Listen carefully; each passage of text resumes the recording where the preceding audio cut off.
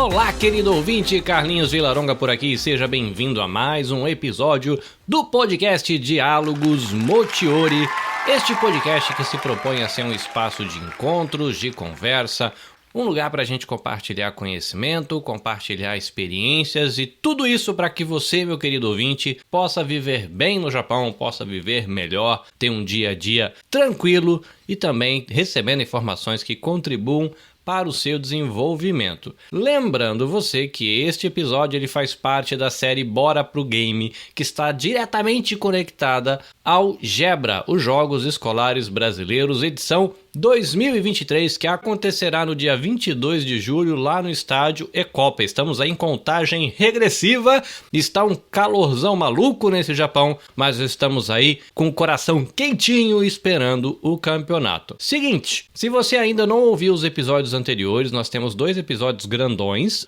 O primeiro conversando com a diretora Márcia e o professor Emerson, contando a história dos Jogos Escolares Brasileiros. O segundo conversando com o embaixador Aldemo Garcia e o Emanuel Cáceres, lá do J1 Seeds, a galera contando um pouco da história da logomarca, das atividades, das conexões que foram criadas para que o Gebra se tornasse esse evento legalzinho para a comunidade brasileira no Japão e algo que nós esperamos que crie memórias inesquecíveis e legais no coração da garotadinha, na memória dessa garotada. Nós temos também um episódio com a Lane Agata, falando da experiência dela como atleta de tênis de mesa. A gente tem o Marcos Lima, falando da experiência dele como jogador de futebol, no caso, futebol de 5, já que o Marcos Lima é um jogador cego. Sim, ele tem deficiência visual e ele joga essa modalidade chamada futebol de 5. E hoje a gente vai ouvir o Marcos, mas é um outro Marcos, é o Marcos Minamoto, ele é enxadrista. Eu acho tão legal essa palavrinha.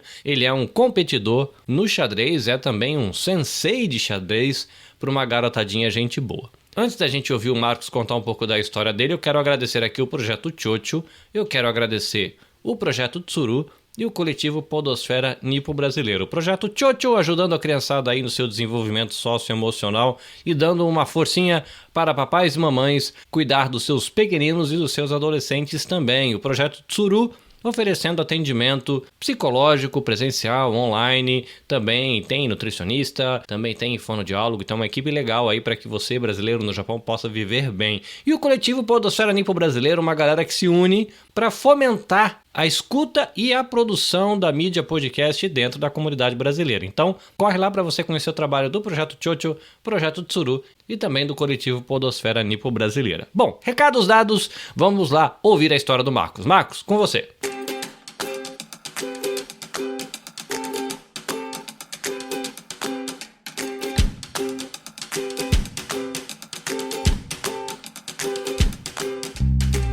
Tudo bem, Carlinhos? E ouvintes do Motiori, né? E aqui quem fala é o Marcos Minamoto, jogador de xadrez, né? Eu sou um brasileiro que mora no Japão, treino crianças para a gente jogar o Campeonato Nacional Japonês, né? E as crianças brasileiras e estrangeiras, todas representando o Japão.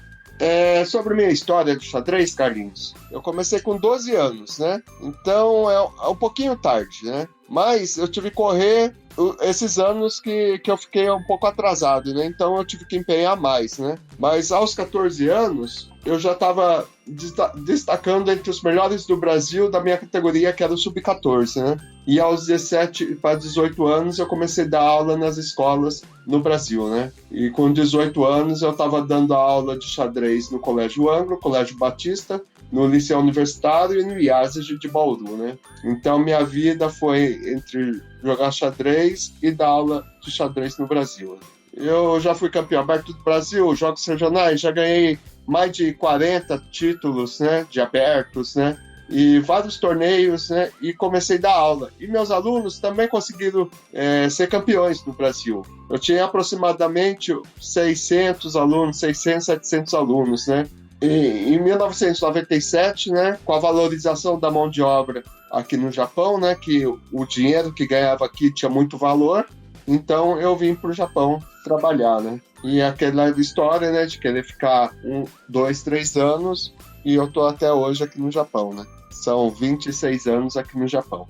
Em 2015 eu resolvi voltar a jogar xadrez, né? Sempre eu jogava na internet, sempre ativo, mas não em campeonatos aqui do Japão. Então eu resolvi voltar. Registrei como atleta japonês, ganhei o direito de representar o Japão no Mundial Amador. Em 2016 eu fui para a Grécia, né, em abril de 2016, e eu fiquei em 6º lugar no Mundial Amador da Grécia. Né? Em 2017 eu fui para a Itália, nesse mesmo torneio, fiquei em 3º lugar. E depois eu fui para a Itália novamente, e nesse intervalo eu já fui voltando a jogar xadrez, a querer ter um clube de xadrez, a ter que treinar as crianças novamente. Então foi um start aí para começar o trabalho aqui no Japão novamente com xadrez.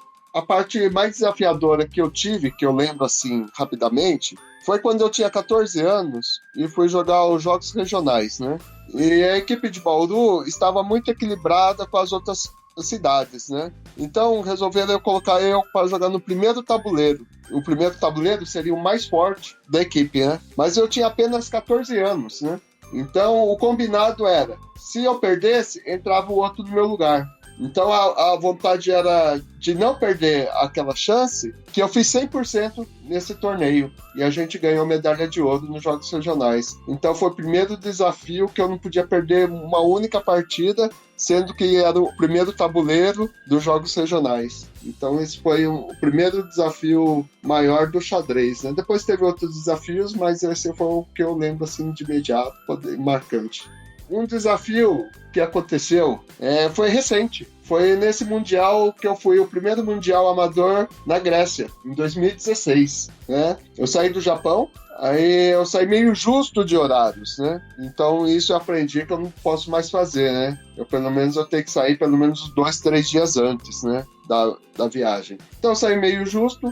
Do Japão foi para a China, teve o overbook, aí demorou lá na China, né? Porque são pessoas com as mesmas passagens, né, as mesmas poltronas, e ninguém quer descer do avião. Então, teve muito problema na China, então atrasou o voo e eu cheguei em Abu Dhabi, perdi o voo para a Grécia. Aí eu tive que ficar em Abu Dhabi mais 14 horas, e dali eu fui para a Sérvia, e dali depois eu fui para outra parte da Grécia, e depois eu fui para Atenas, e depois... Nesse intervalo todo, minha viagem, que seria aí de 15, 18 horas, levou mais de 50 horas. Então eu cheguei na Grécia e a primeira partida eu perdi por WO, porque eu não cheguei a tempo. E fora isso, além de perder de WO, eu cheguei sem mala. Então eu cheguei num torneio, sem mala, sem roupa, sem nada e perdendo já começando a perder um ponto de 9 partidas, eu já cheguei perdendo a primeira de WO, né? Fora que tive que sair, né, para comprar as roupas, e lá eu falava um pouco de inglês, então a língua grega também foi difícil de... Algumas coisas era mais fácil de comprar, né? Mas as peças, assim, não encontrava muita coisa, e para perguntar também foi difícil, mas foi tudo bem. E, inclusive, depois eu ganhei 6, perdi 2 e terminei em 6º lugar de 75 participantes, né? No final, consegui ir bem no torneio, né? Acabei terminando em 6º lugar do Mundial Amador da Grécia. Esses jogos escolares brasileiros que vai ter aqui no Japão é muito válido, né? Mas, no meu entender, ele tem que ter continuidade no esporte. Uma coisa é você ter um nível escolar, né? Para nível escolar, a competição é muito bacana. Mas, se for para nível de competição, precisa um pouco a mais, né? Tipo, se uma criança for muito bem no futebol, eu aconselho a procurar uma escolinha de futebol. Ou uma criança for bem no ping-pong, no tênis de mesa, procurar o clube de tênis de mesa. Ou a criança procurar o clube de xadrez, né? Então, esse é o meu conselho, é continuidade ao esporte, né? E a dica que eu dou é continuar treinando o ano todo, né? Não só perto dos jogos, né? Uma sequência, né? Porque aí, quando chegar nos jogos, já vai estar bem preparado, né? Então, se você quer ir bem nos jogos do ano que vem, então vai se preparando mês a mês para chegar nos jogos do ano que vem e estar bem preparado, né? E também, se o menino tiver uma força, um talento ou algo a mais, eu peço assim um esforcinho para os pais para dar continuidade ao esporte, que pode surgir um grande campeão. Eu vou falar para vocês sobre um exemplo do Gebra do ano passado. Teve um garoto de 8 anos, né? Um menino, né? Menino de 8 anos, que ele ficou em segundo lugar no Gebra do ano passado. Então, como eu tenho um clube de xadrez, eu fiz o convite para alguns atletas que eu sabia que eles davam para potencializar e fazer um trabalho de aperfeiçoamento para eles melhorar bem o xadrez, né? E fizemos isso com 15 crianças, que a maioria saíram do Gebra. E o Gabriel, esse menino de 8 anos, ele jogou o campeonato nacional em abril, depois de 5 meses de aperfeiçoamento, né, de treinos, aperfeiçoamento, ele jogou o campeonato nacional japonês e ficou em 5º lugar no nacional. Ele teve que voltar para o Brasil, né, com algum problema de saúde dos avós, e voltou, né. Então, no Brasil, hoje ele está se destacando. Ele já foi campeão e vice-campeão dos torneios, tem 3 pódios, 3 torneios que jogou e 3 pódios.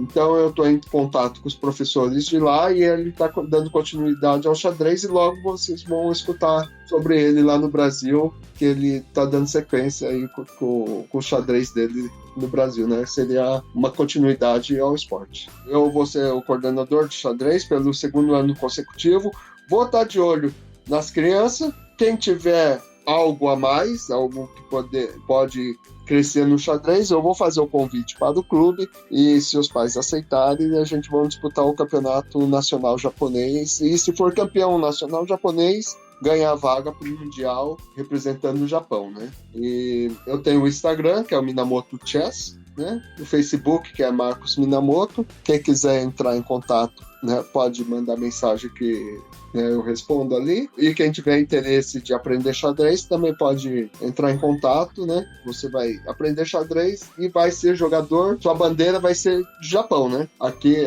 a gente joga, né, treina no Japão, e a bandeira a gente joga representando o Japão nos campeonatos. Convido a todos, né, ir pro Gebra, né, acompanhar todos os atletas, né, torcer, né, e vai ter várias atrações, vai ser um dia bem divertido, né, então vamos lá e bora pro game.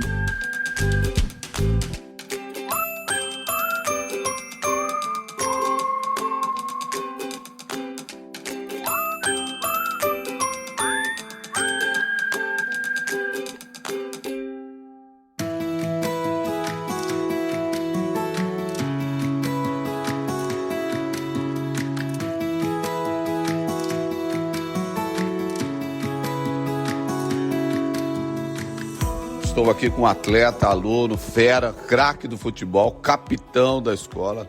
Thiago, quantos anos você tem, Thiago? Eu tenho 14. Fala um pouco para nós qual foi a sua experiência do ano passado nas Olimpíadas lá.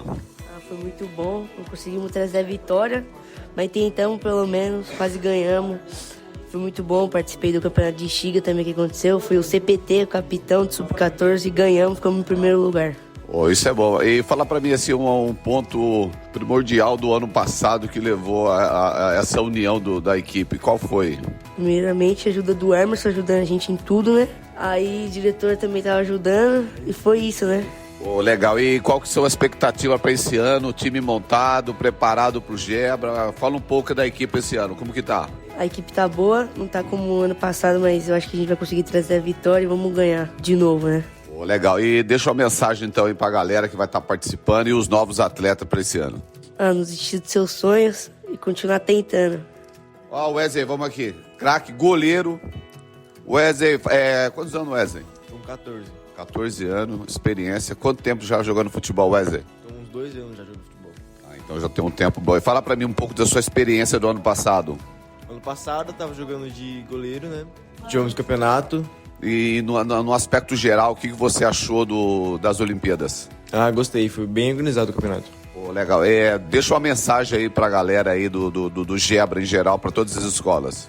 Mano, então, se vocês quiserem jogar bola, fazer essas coisas, nunca desiste do sonho de vocês. Vou falar aqui com o nosso capitão, Thiago. Pedro é qual posição? Nosso jogador, ponta esquerda. Ponta esquerda. Já não usa mais ponta esquerda aqui, mas vamos falar com ele aqui. Nós estamos no podcast aqui, Pedro. Qual que é a sua idade, Pedro? Eu tenho 14 anos. O ano passado você participou, Pedro? Participei. E qual que foi o maior combustível do ano passado? O maior combustível foi garantir os 3 pontos, né? Graças ao professor. E estamos na luta aí, não conseguimos, mas quem sabe esse ano a gente consegue. Para esse ano, então, as expectativas são as melhores possíveis? Exato. Então deixa uma mensagem aí para toda a galera aí que vai estar participando esse ano. Dar o melhor de si, né? Sempre. E conseguir garantir o final do campeonato. Quem sabe até o troféu, né? Coisa linda e maravilhosa, isso, bora pro game. Falta pouco, minha gente, falta pouco para nos encontrarmos lá no estádio Ecopa. Eu vou, se Papai do Céu cuidar da minha saúde e garantir a minha vidinha, até lá estarei lá no Gebra para encontrar você, encontrar os atletas, encontrar os competidores, encontrar os senseis dos competidores, os educadores, os professores de educação física, conversar com esse povo todo, na expectativa de que vai ser um tempo muito legalzinho e espero que você também se divirta, vá lá escutar uma musiquinha, comer uma coxinha, comer um pastel e tomar um suquinho que vai ser bom demais. Toma bastante água, tá, gente? Vai estar quente lá, então tome bastante água. Bom, reforçando aqui, agradecimentos ao Projeto Chocho. Procure nas redes sociais para você conhecer o Projeto Chocho e também conheça o Projeto Tsuru para você descobrir aí maneiras de você se cuidar e cuidar dos seus queridos através dos serviços oferecidos pelo projeto. E para terminar, conheça o Coletivo Podosfera Nipo Brasileira, que é uma galerinha gente boa que está produzindo conteúdo para a comunidade brasileira no Japão. Se você não quiser perder nenhuma atualização do que nós fazemos aqui na Nabecast, @NabecastJP no Instagram, @NabecastJP no LinkedIn, @NabecastJP na nova rede social, no Threads, estamos lá também. E a gente tá também no YouTube com @NabecastJP. Tem no Twitter, tem no Facebook, então são várias maneiras de você se manter atualizado, sabendo que a gente está produzindo por aqui, sempre muito alinhado com a área de educação e direitos humanos. E claro, você pode, através das redes sociais, mandar a sua sugestão de pauta, mandar a sua dúvida, mandar o seu pitaco, já que tudo isso aqui é produzido para que você tenha uma vida legal. Então você é muito importante e você faz parte desse rolê todo, por isso é Mochiori, né? Mochiori, palavrinha japonesa que significa levar junto, levar com a mão. Você também compartilhar, como se a gente estivesse sentado aí para fazer um grande piquenique. Nesse caso, esse podcast é esse espaço de encontro onde eu, como produtor, os nossos queridos convidados e convidadas e você como ouvinte, sentamos à mesa para desfrutar desse tempo. É isso, gente, estou indo, mas antes de ir, lembrando você que aqui na descrição do episódio nós temos linkzinhos para você fazer as suas compras na Amazon. Sim, é um link de afiliado que permite que você compre sem pagar nada mais, mas a Amazon fica toda alegrinha que você fez a compra e repassa uma comissão para a Nabecast que a gente investe aqui na produção do Diálogos Mochiori, o que é uma coisa maravilhosa. E se você, meu querido empreendedor, empreendedora, quer anunciar aqui na Nabecast, sim, estamos de braços abertos para você. Entre em contato com a gente e conecte a sua marca com essa iniciativa que tá aí trabalhando por uma vida melhor da comunidade brasileira no Japão. É isso, chega, falei demais, até amanhã, abraços, sayonara!